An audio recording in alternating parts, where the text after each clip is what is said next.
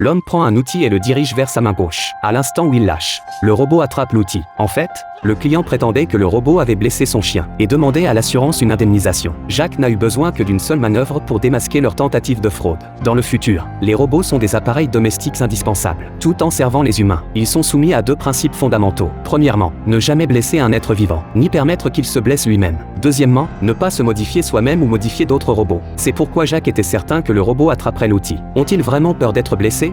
Peuvent-ils se mettre en colère? Peuvent-ils réfléchir?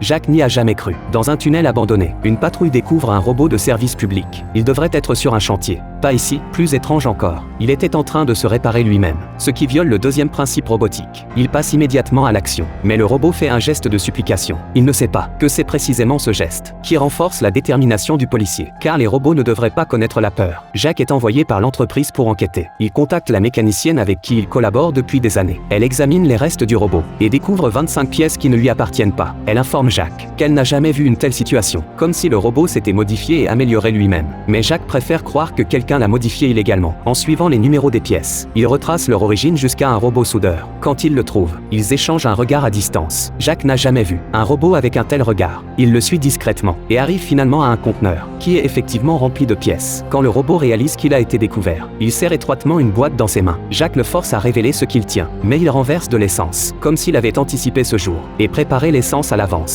Puis l'enflamme, refusant de révéler le secret de la boîte. Quand Jacques ramène le robot, personne ne croit ce qu'il raconte sur le comportement du robot. Les gens ouvrent la boîte et découvrent enfin le secret du robot. Elle contenait une batterie à énergie nucléaire, habituellement utilisée pour alimenter des satellites. Qu'en ferait un robot? Il connecte le robot à l'électricité, lui permettant de revivre. Jacques s'avance pour l'interroger sur la batterie nucléaire. Le robot ne répond pas. Ce qui suit choque tout le monde. Le robot met fin à ses jours une nouvelle fois. Du liquide nutritif s'écoule de ses orbites, comme de larmes. Cette série d'événements étranges ébranle les convictions que Jacques a toujours eues. Il sent que ces robots ne sont pas que du métal et des programmes. Ils semblent avoir pris vie.